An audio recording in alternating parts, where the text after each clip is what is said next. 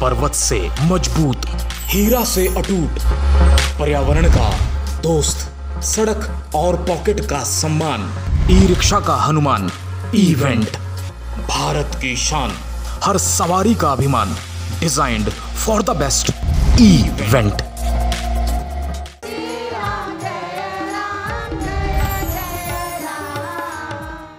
इस प्रोग्राम के प्रायोजक हैं भारत की शान, हर सवारी का अभिमान, इवेंट। श्री राम जय राम जय जय राम, श्री राम जय राम जय जय राम।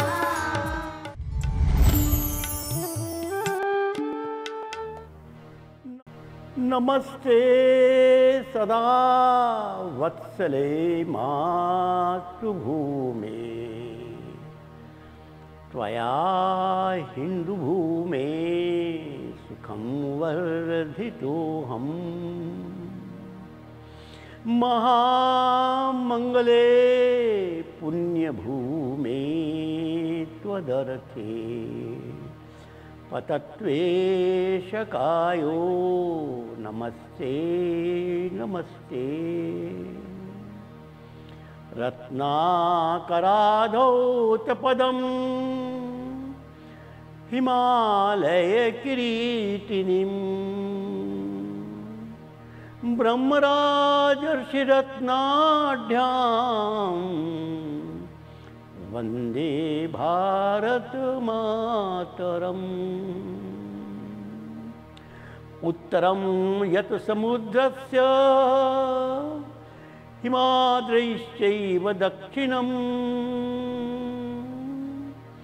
वर्षं तद् भारतं नाम भारतीयत सन्तति। प्रभो शक्तिमन् हिन्दुराष्ट्राङ्गभूता, इमे सादरं त्वां नमामो वयम्। त्वदीयाय कार्याय बद्धा कटीयम्, शुभामाशिषं देहि तत्पूर्तये।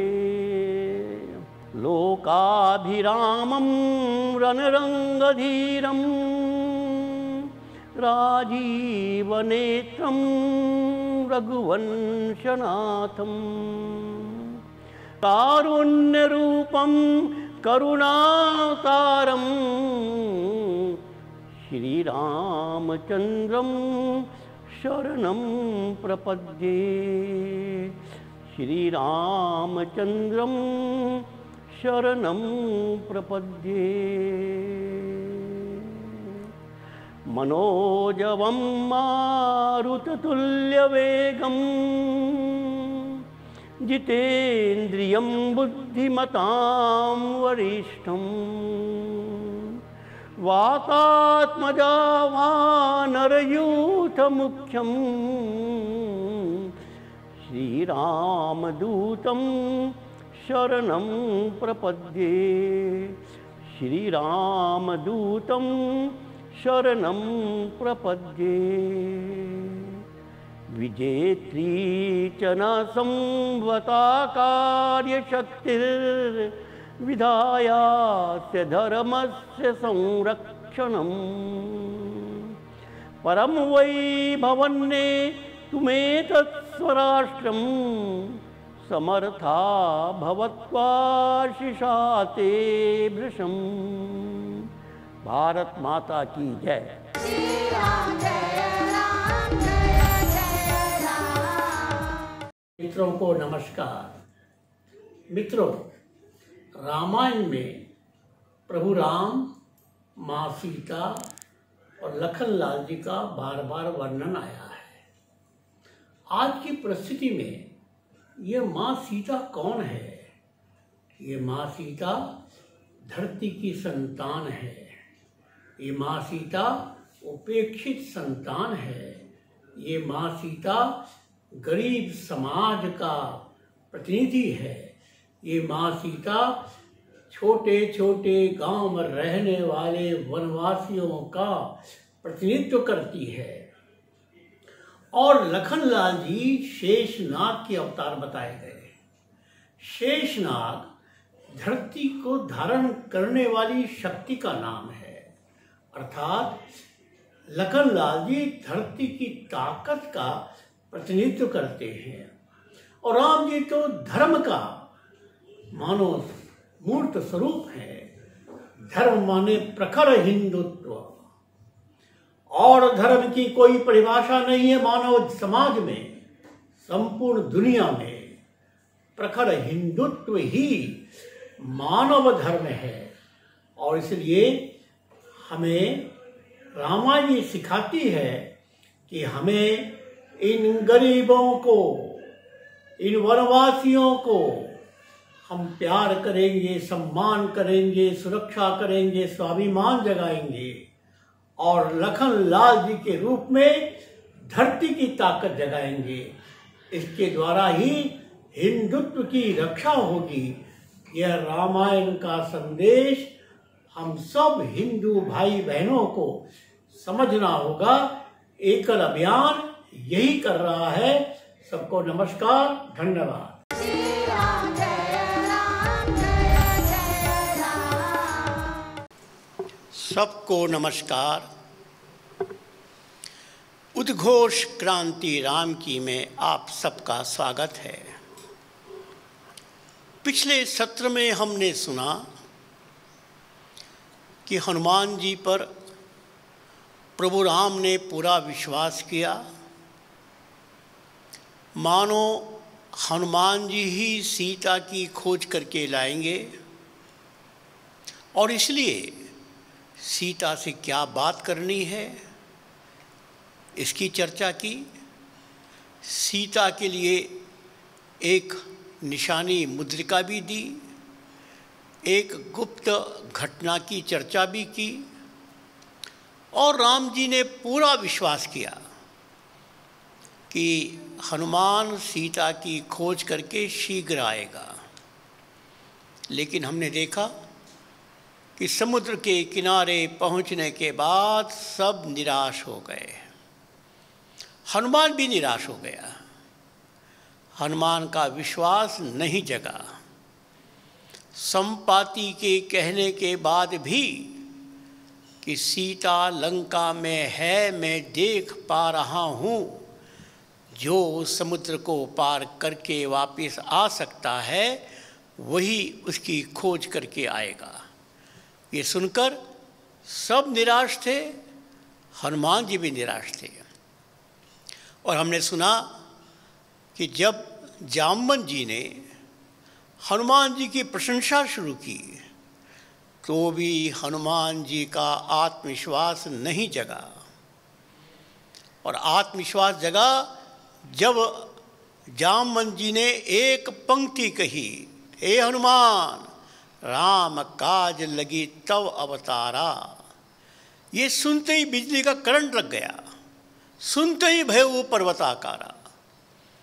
और हनुमान जी ने एक छलांग लगाई और वो समुद्र पार करने के लिए प्रस्थान करते हैं।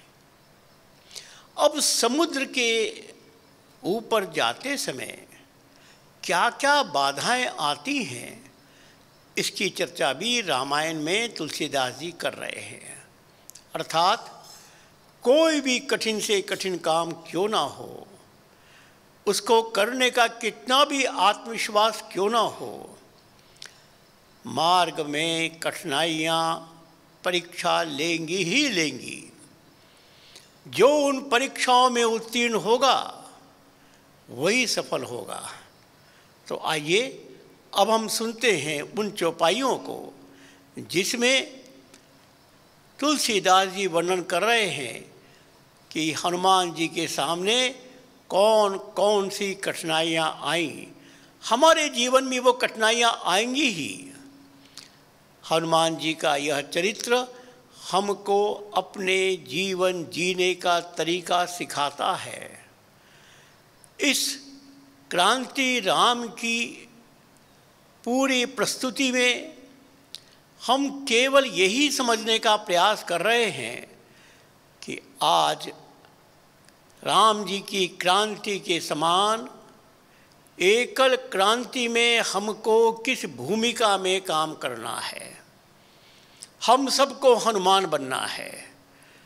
तो हनुमान बनने पर जो जो कठिनाइयाँ आएंगी उसकी चर्चा करते हैं। पहले हम चौपाई सुनेंगे, इसके बाद इसकी व्याख्या करेंगे। प्रारंभ करिए। हनुमान तेहि परसा कर पुनि कीन प्रणाम। राम काज कीन्हे बिनु मोहि कहाँ विश्राम। मोहि कहाँ विश्राम। जात पवन सुत देवन देखा। जाने कहूँ बल बुद्धि विशेषा। सुरसा नाम अहिन के माता। पठइन आई कही तेहि बाधा। आज सुन मोहि दीन आहारा। सुनत बचन कह पवन कुमारा। राम काज करी फिर मैं आवऊँ। सीता कही सुनी प्रभु ही सुनाऊँ। हनुमान जी को जाते हुए देखकर देवताओं के मन में संदेह हुआ कि इतनी बड़ी योजना, इतना कठिन काम क्या हनुमान कर पाएगा? लंका में रावण के साम्राज्य में जाकर क्या सीता की खोज कर पाएगा? क्या उसके पास ऐसा बुद्धिमत्ता, ऐसी चतुरता, ऐसी कुशलता है या नहीं? यह सोचकर देवताओं ने उनकी परीक्षा लेने का निर्णय किया।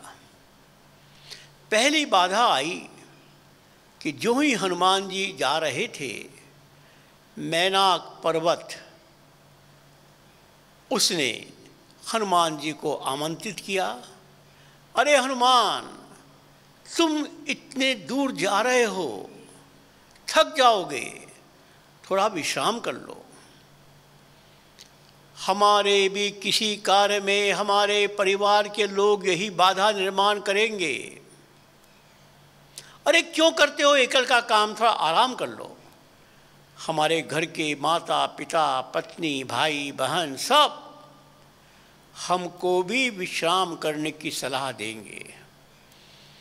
लेकिन समर्पित कार्यकर्ता कौन है जो हनुमान की तरह कहे कि आपको हमारा प्रणाम है, आपने हमारे प्रति यह जो सहानुभूति प्रकट की, इसके लिए हम आपके आभारी हैं। लेकिन राम काज कीने बिनु मोहि कहाँ विश्राम। जब तक राम जी का काम नहीं होता है, तब तक मुझे विश्राम करने की अनुमति कहाँ है? ध्यान रखना, रामायण में अब सब स्थानों पर राम काज का वर्णन आ रहा है, राम भक्ति का नहीं आ रहा, राम नाम का नहीं आ रहा। हनुमान जी राम जी का नाम लेकर मन में रखते हैं, मुंह पर उच्चारण नहीं करते हैं। वो तो राम काज के लिए काम कर रहे हैं। हमको भी हनुमान बनना है तो भक्ति तो हृदय में रखनी ही चाहिए, लेकिन हमको अपना मूल्यांकन इस बात से करना होगा कि हम राम जी का काम कितना कर रहे हैं।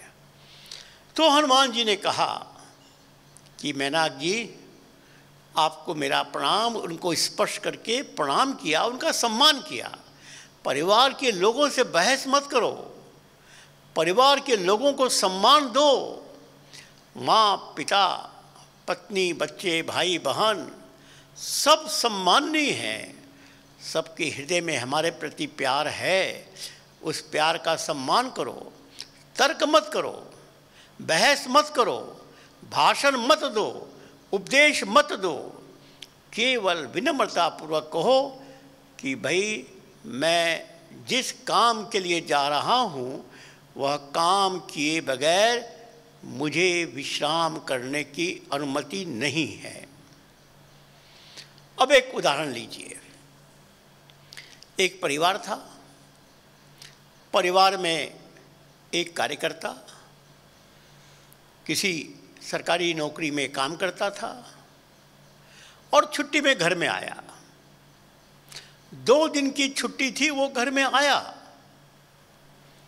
माँ ने कहा कि बेटे अभी अभी गाय ब्याई है, बहुत बढ़िया दूध हो रहा है, बहुत बढ़िया मक्खन निकल रहा है, 2-3 दिन और रुक जाओ तो तुमको भी अच्छा लगेगा, हमको भी अच्छा लगेगा। अब वो कार्यकर्ता कहता है कि माँ तुम्हारा प्यार तो सही है, लेकिन मैं यदि तीसरे दिन अपनी ड्यूटी ज्वाइन नहीं करूँगा तो नौकरी छूट जाएगी, इसलिए मुझको जाना जरूरी है।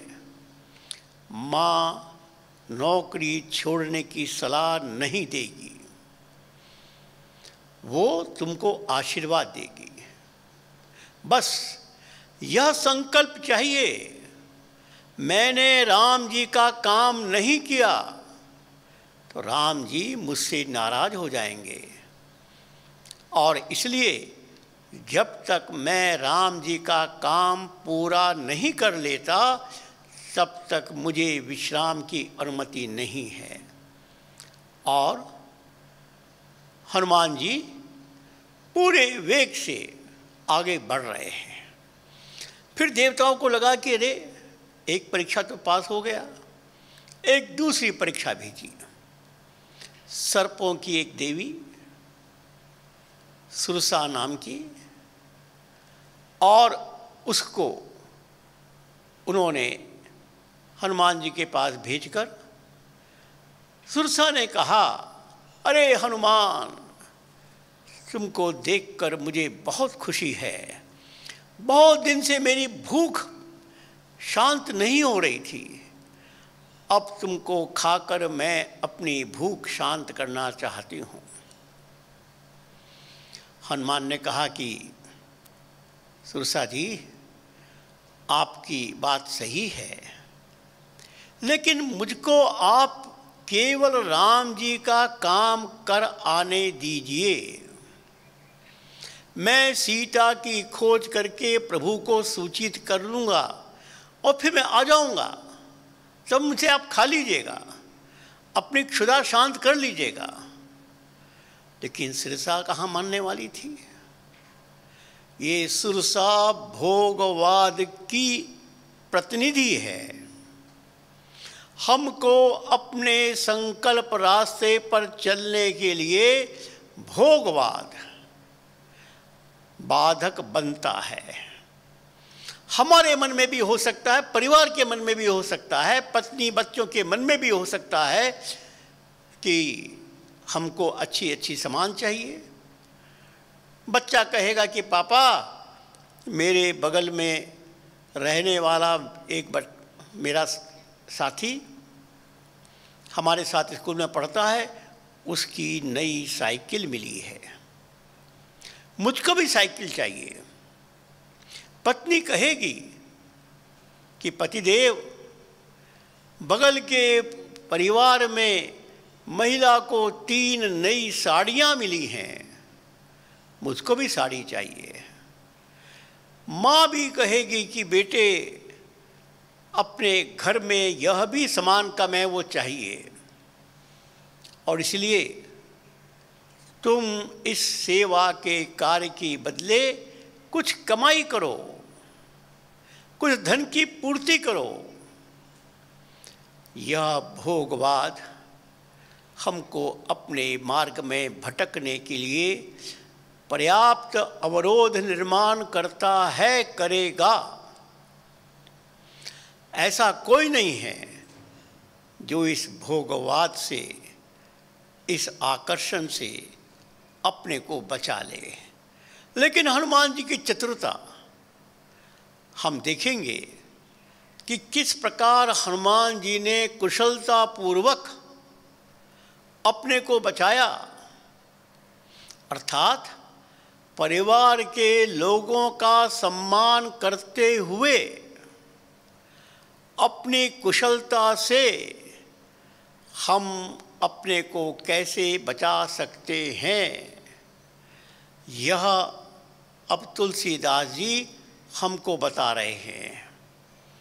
अर्थात सुरसा के इस प्रस्ताव के बाद हनुमान जी और सुरसा का परस्पर व्यवहार कैसा रहा, ये आगे की पंक्तियां हमको बताएंगी।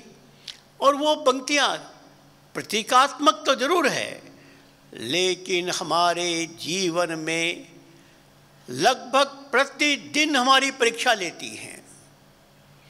परिवार की आवश्यकता, अपनी आवश्यकता, भौतिक आवश्यकता व्यक्ति को धर्म के रास्ते पर चलने से रोकती हैं, देश की सेवा करने से रोकती हैं।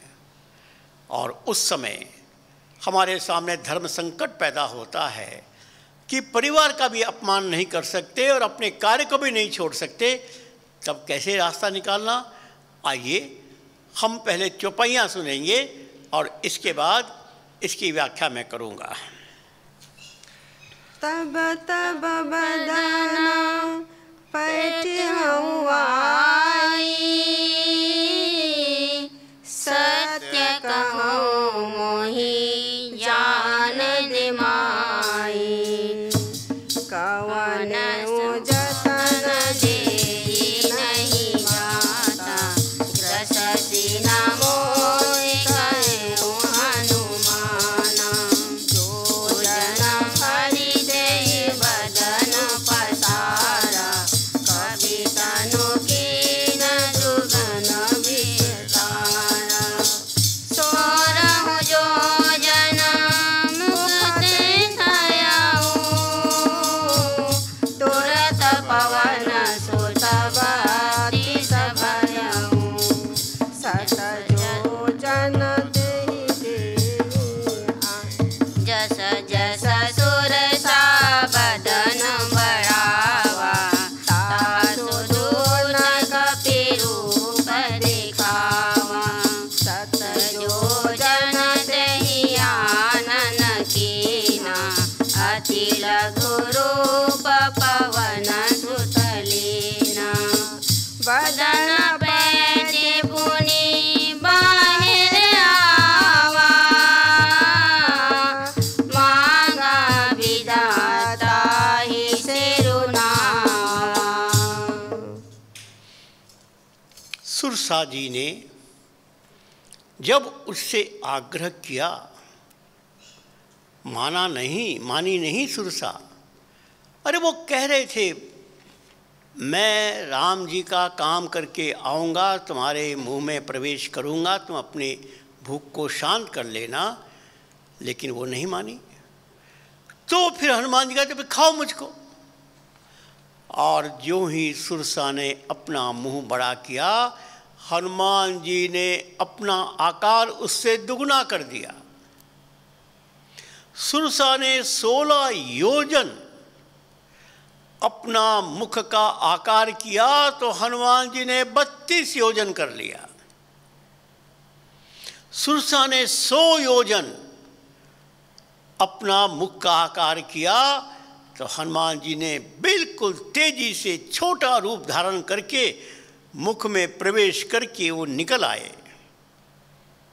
और सुरसा को कहा माई तुमने मुझको खा लिया, अब मैं विदा ले रहा हूँ। प्रणाम किया और विदा ली। हमारे लिए इसमें क्या संकेत है? उदाहरण के लिए पत्नी ने कहा कि वो 3 साड़ियाँ मेरे पड़ोसी के घर में आई है, मुझको भी चाहिए। तो आप कहेंगे बिल्कुल सही है, 3 क्यों, मैं तो 6 साड़ी लाने वाला हूँ और मैंने ऑर्डर दे दिया है, बस जाकर लाने की बारी है। पत्नी खुश हो गई। बेटे ने कहा मुझे साइकिल चाहिए। आपने कहा साइकिल? मैंने तो तुम्हारे लिए मोटरसाइकिल की व्यवस्था की है, एक स्कूटी की व्यवस्था की है, बस जाकर लाना है। बेटा खुश हो गया और सबको प्रणाम करके श्रीमान जी विदा लेते हैं अपने काम के लिए। पत्नी भी खुश, बच्चे भी खुश। उन्होंने जो मांग रखी उसे दुगनी मांग पूर्ण करने का वायदा प्राप्त करके खुश, क्योंकि भोगवाद का वही है। भोगवाद बहुत स्थायी नहीं होता। उनके मन में आया, इन्होंने आश्वासन दिया, वो खुश हो गए। परिवार के लोगों से बहस मत करो। अब संघ के प्रचारक निकलते हैं। हर प्रचारक के घर में परिवार की ओर से विरोध होता ही होता है। तो हम लोग क्या करते हैं? माँ कहती है कि अरे बेटे, तू प्रचारक बन रहा है, गृहस्थी कौन संभालेगा? तो हम माँ से कहते हैं, माता जी अरे 2 साल के तो जा रहा हूँ मैं, फिर तो आऊँगा, फिर शादी करूँगा, फिर से वो आपकी बात मान लूँगा। माँ जी खुश, हम भी चले गए। लौटने के बाद 2 साल पूरे हुए। अरे माँ जी अभी मज़ा नहीं आया, 2 साल में क्या होता है, 1-2 साल और रहने दीजिए, अभी कहाँ मेरी उम्र समाप्त हो रही है। माँ जी खुश, हम भी खुश। अर्थात माँ के सामने बहस मत करो। मुझे हिंदू राष्ट्र बनाना है, मुझे कुर्बान होना है, मुझे फांसी पर चढ़ना है, मुझे हिंदू समाज का संगठन करना है, ये भाषण देने की आवश्यकता भी नहीं और उचित भी नहीं। अरे माँ का सम्मान करो, थोड़ा सा आश्वासन देकर माँ खुश हो जाए, तुम्हें क्या आपत्ति है? धीरे धीरे राम जी समझा लेंगे उसको। लेकिन अपने परिवार के साथ बहस मत करो, भाषण मत दो, उपदेश मत दो, प्यार से आश्वासन दे दो। प्यार से आश्वासन देकर परिवार खुश हो जाएगा और तुमको जाने की अनुमति मिल जाएगी। तो पहला अवरोध आया परिवार की ओर से विश्राम करने की का सुझाव। उसमें भी विनम्रतापूर्वक हनुमान जी ने रास्ता निकाल लिया। कहा कि मेरी नौकरी चली जाएगी, वो काम पूरा करने दो। दूसरी बाधा आई भोगवाद की, परिवार के लोगों की आवश्यकता, कभी कभी अपनी भी आवश्यकता लगती है। उसमें भी कुशलता के साथ बहस न करते हुए, सबको खुश करते हुए रास्ता निकालने का मार्ग हमको रामायण बता रही है। ये 2 बाधाओं के बाद तीसरी बाधा बहुत कठिन आ रही है, राजनीतिक महत्वाकांक्षा। काम करते करते हर कार्यकर्ता के मन में आता है, अरे मेरे समर्थक इतने बन गए, अब आने वाले पार्षद का चुनाव, ग्राम पंचायत का चुनाव, विधानसभा का चुनाव मैं क्यों नहीं लड़ सकता? और राजनीतिक महत्वाकांक्षा यह व्यक्ति को एक प्रकार से मृत कर देती है। व्यक्ति फिर किसी काम का नहीं रहता। हमने कल भी चर्चा की थी धर्म सत्ता और राज सत्ता की। धर्म सत्ता के मन में यदि राज सत्ता का विचार आ गया तो वह कुछ काम नहीं कर पाएगा। ऐसी स्थिति में एक और बाधा हनुमान जी को मार्ग में दिखाई दी। पहले हम चौपाई सुनते हैं और उसके बाद इसकी व्याख्या सुनेंगे। निशिचर एक सिंधु महुराई, करी माया नभ के खग गई, जीव जंतु जे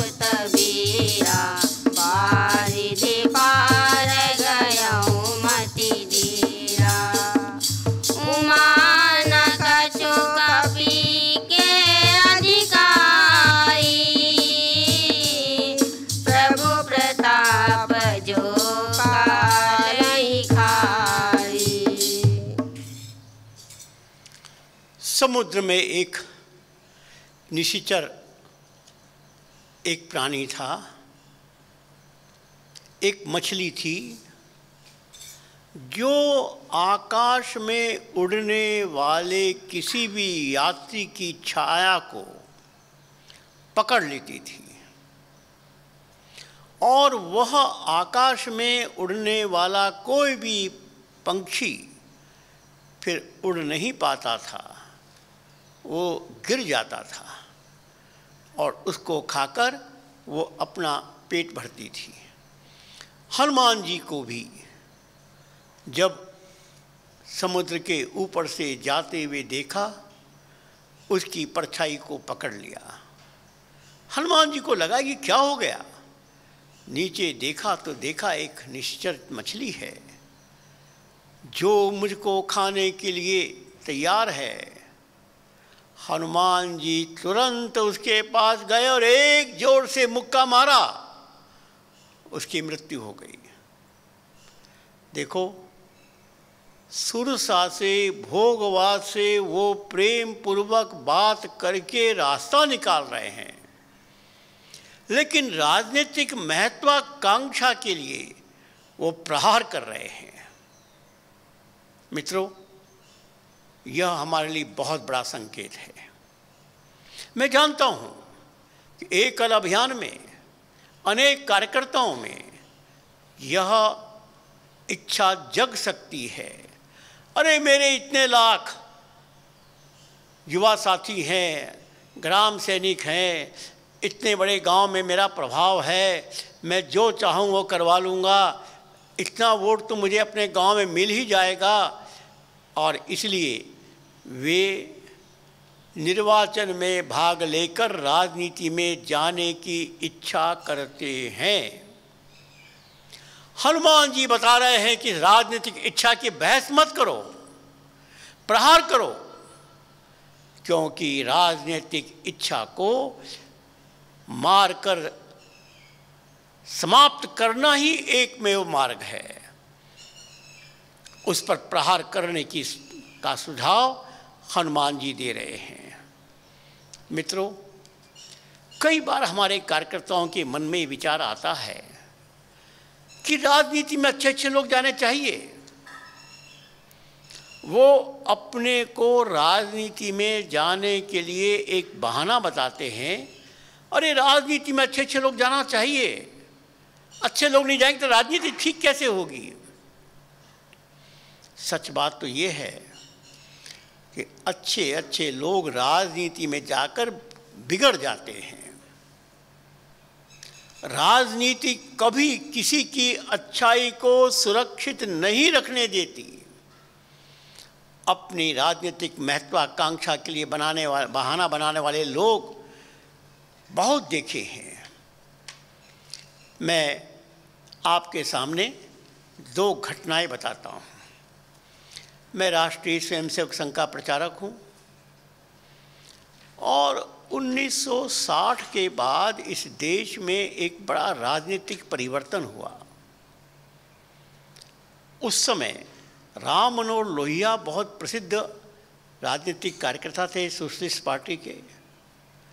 उन्होंने गैर कांग्रेसवाद का एक नारा दिया। सारी गैर कांग्रेसी पार्टियां एकजुट हो गई और उत्तर प्रदेश में पहली गैर कांग्रेसी सरकार बनी। उस समय जनसंघ का प्रभाव था, माने जनसंघ के नाम से काम हो रहा था। तो जनसंघ के भी कुछ कार्यकर्ता मंत्री पद पर आ गए। अच्छे अच्छे कार्यकर्ता थे, हम लोग बड़े प्रसन्न हो रहे थे कि पहली बार हमारे कार्यकर्ता मंत्री बन रहे हैं।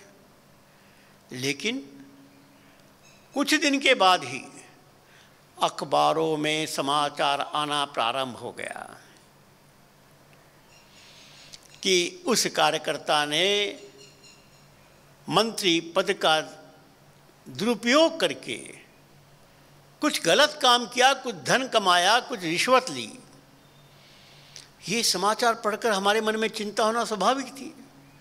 पहली बार हमारा परिचित कार्यकर्ता स्वयंसेवक मंत्री बना और जाते ही कुछ महीनों में ये समाचार, तो हम लोग बहुत व्यथित हुए। हमारे एक शीत शिविर में पंडित दीनदयाल उपाध्याय जी आए थे। वो उस समय जनसंघ के सचिव थे, संघ के प्रचारक थे। श्यामा प्रसाद मुखर्जी के मांग पर पूजनीय गुरु जी ने उनको जनसंघ के काम के लिए दिया था। तो हम कुछ प्रचारक पंडित जी के पास बैठे, ऐसे ही अनौपचारिक चर्चा करने के लिए बैठते ही हमारे अधिकारी। हम लोगों ने एक प्रश्न पूछा, पंडित जी ये समाचार अखबारों में आ रहा है, इसकी क्या गारंटी है कि आपका जनसंघ भविष्य में कांग्रेस नहीं बन जाएगा? पंडित जी के सामने शायद ये प्रश्न अटपटा था, पहली बार आया होगा। कुछ देर वो चुप रहे, सोचते रहे, और फिर उन्होंने जो उत्तर दिया वह उत्तर हम सब के लिए मार्गदर्शक उत्तर है। ये कोई शास्त्रों की बात नहीं बता रहा हूँ, ये कोई पुराणों की बात नहीं बता रहा हूँ, ये उस व्यक्ति की बात बता रहा हूँ जिसने हम सब के सामने स्वीकार किया। पंडित जी ने कहा हम सब की ओर इशारा करते हुए, जब तक तुम्हारी शाखाएं मजबूत हैं भगवान भी जनसंघ को कांग्रेस नहीं बना पाएगा, और जब तुम्हारी शाखाएं कमजोर हो जाएंगी भगवान भी जनसंघ को कांग्रेस बनाने से नहीं रोक पाएगा। शाखा मजबूत बनाओ, धर्म सत्ता मजबूत बनाओ, समाज को जागृत करो, राजनीतिक नेता नियंत्रण में रहेंगे। जो बात हम लोगों ने पिछले सत्रों में सुनी वही बात पंडित जी कह रहे थे। अर्थात यदि संघ की शाखा इतनी मजबूत हो कि उस विधायक को डर लगे कि मेरे व्यवहार से अगली बार मुझको संघ का समर्थन नहीं मिलेगा, मैं निर्वाचन नहीं जीत पाऊंगा, यह डर पैदा करना राजनीति की सफलता की पहली शर्त है। उसी शिविर में पूजनीय श्री गुरु जी भी आए और पूजनीय गुरु जी के साथ भी हम लोग बैठते थे, उनसे भी चर्चा होती थी। उनसे भी यही प्रश्न पूछा, क्योंकि समाचार पत्रों में वो समाचार छपता था और हम सब तो चिंतित थे ही, और श्री गुरु जी से अधिक कौन अधिकृत व्यक्ति होगा जो हमको समाधान देगा। श्री गुरु जी ने जो उत्तर दिया वो भी सुनने लायक है।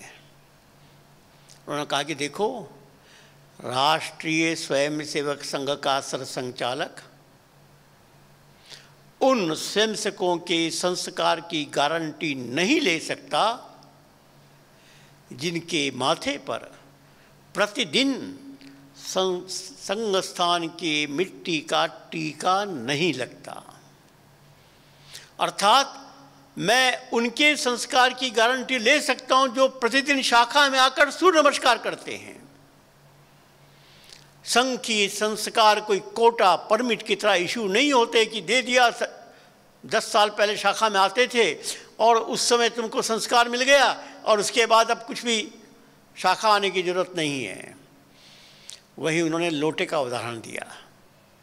एक लोटा कितना भी अच्छे धातु का बना हो, उसमें पीने लायक पानी तभी मिलता है जब रोज मांजा जाता है।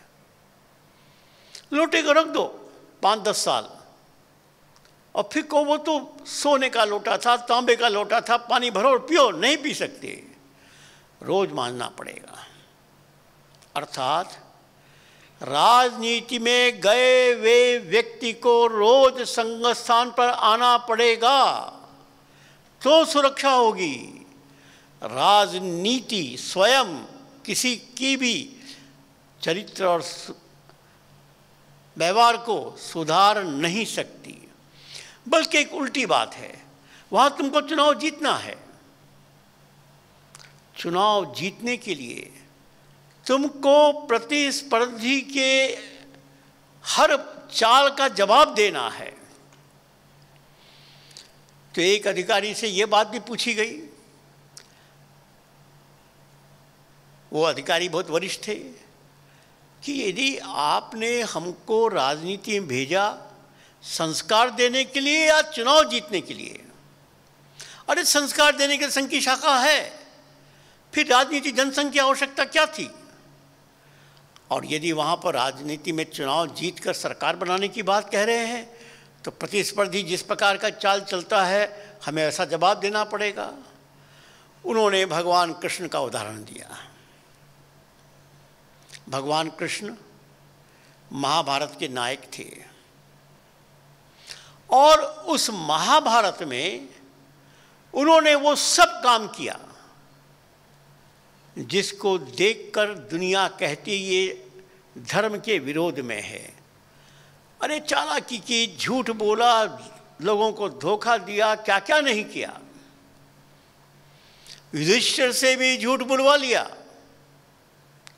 बर्बरीक को भी पागल बना दिया, अर्जुन को बचाने के लिए सूर्य को ढक दिया, तो भी वो धर्म के ही पक्ष में रहे। अर्थात चुनाव जीतने के लिए तुम्हें जो करना है करो, चरित्र नष्ट नहीं होना चाहिए, तुम्हारे मन में स्वार्थ नहीं आना चाहिए। भगवान कृष्ण ने एक भी ऐसा काम नहीं किया जो वो अपने स्वार्थ के लिए कर रहे थे, वो समाज के लिए कर रहे थे। और यह मार्ग और भी अधिक कठिन है। आप सब चालाकी करो लेकिन अपने मन को सुरक्षित रखो। हाँ, जिसके अंदर ये साहस है, जैसे स्वयं पंडित दीनदयाल उपाध्याय जी,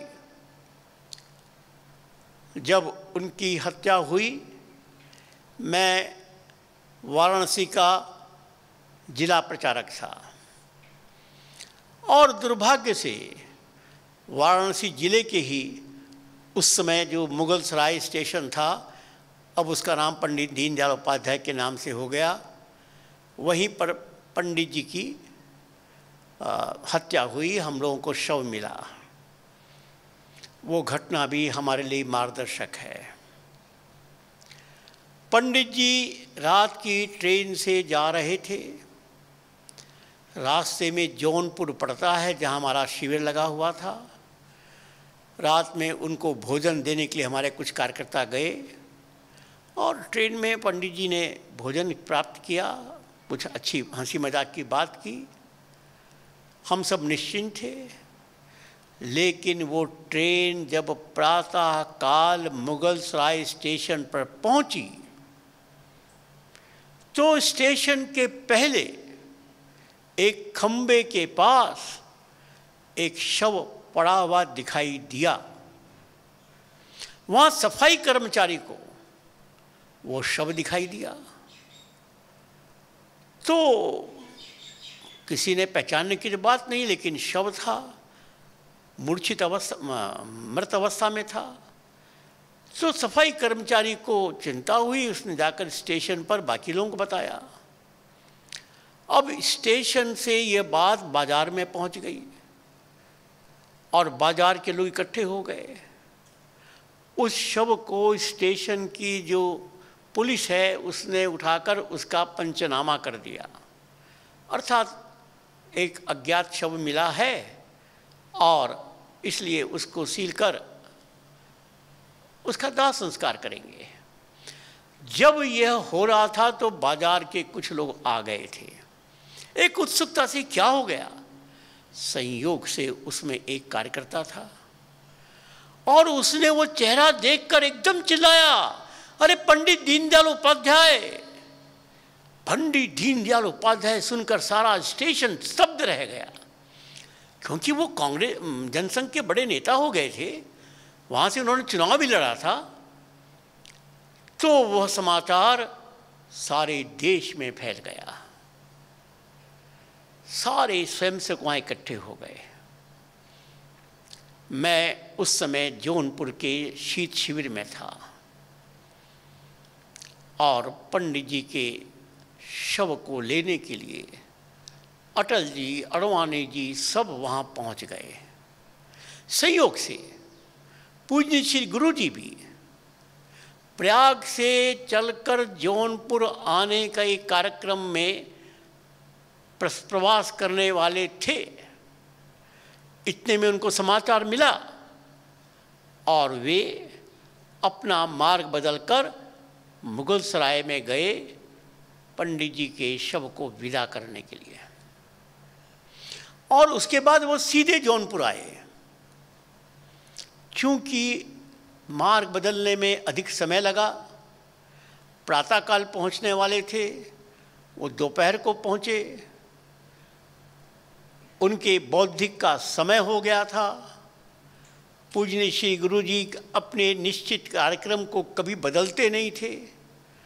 तो मुगल सराय से आने के बाद हाथ पैर धोकर तुरंत वो बौद्धिक मंडप में आ गए। अब देखो, दीनदयाल जी के शव को विदा करके श्री गुरु जी आए हैं, इसलिए प्रारंभ की कुछ वाक्य उन्होंने पंडित दीनदयाल जी के बारे में कहा। क्या कहा? अरे दीनदयाल मुझसे पता नहीं कितने दिनों से कह रहा था, गुरु जी इस कीचड़ में मन नहीं लग रहा है, मुझको वापस दक्षारंभ के काम में लगा दीजिए। और मैं कहता रहा कि दीनदयाल जी, जिसके मन में दक्ष आरंभ है वही तो कीचड़ में कमल खिलाएगा। ध्यान दीजिए, पंडित दीनदयाल जी के मन में संघ की शाखा थी और तभी श्री गुरु जी ने उन पर विश्वास किया कि राजनीतिक कीचड़ में भी वो कमल की तरह शुद्ध रहेंगे। दूसरी बात कही, मैंने जनसंघ के लोगों को कहा था कि पंडित जी को अध्यक्ष मत बनाओ, क्योंकि केरल में उसके पूर्व अधिवेशन हुआ था, वहीं दीनदयाल जी जनसंघ के अध्यक्ष निर्वाचित हुए थे।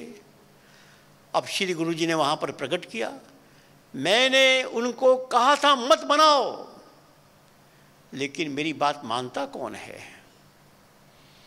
बाद में ज्ञात हुआ केरल के साम्यवादी दल के लोगों ने मुगल सराय के स्टेशन पर जो साम्यवादी संस्था के कार्यकर्ता थे उनके माध्यम से ये हत्या कराई थी। अर्थात श्री गुरु जी किस प्रकार हमारे कार्यकर्ताओं की रक्षा करते थे, यह उदाहरण हम सब के लिए मार्गदर्शक है। मैं आगरा का विभाग प्रचारक बना और आगरा के विभाग प्रचारक बनने के बाद पंडित दीनदयाल जी के जन्म स्थल पर भी मुझे जाने का अवसर मिला। पंडित जी की कथा, पंडित जी के बारे में अनेक प्रसंग सुनने का अवसर मिला। पंडित जी के साथ मैंने भी कुछ दिन प्रवास किया था, वो भी स्मृतियाँ हुई। ये सारी स्मृतियाँ हमको बताती हैं कि राजनीति में वही सफल होगा जिसके दिल में संघ स्थान की साधना होगी। जिसके दिल में संघ स्थान है वह जाकर राजनीति के सब कीचड़ में कमल खिलाएगा, अन्यथा स्वयं कीचड़ बन जाएगा। इस सत्र में इतना ही, आगे की कहानी मैं अगले सत्र में सुनाऊंगा। सबको नमस्कार, धन्यवाद।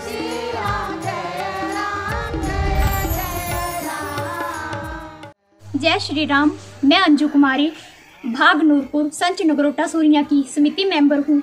माननीय श्याम जी द्वारा उद्घोष सत्र को हम बड़े ध्यान से सुनते हैं और उनमें पूछे गए प्रश्नों के उत्तर देने में काफ़ी रुचि रखते हैं। धन्यवाद।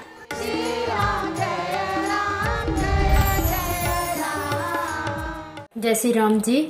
रेखा देवी, अंचल ग्राम साम्राज्य प्रमुख, अंचल ब्रह्मौर, भाग नूरपुर, संभाग उत्तरी हिमाचल।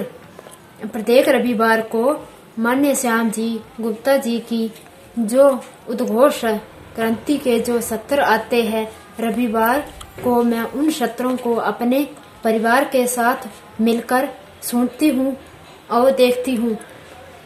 उनको देखने के बाद मुझे एहसास हुआ है कि जो भी हवा से तेज उड़ने वाला मन ही है।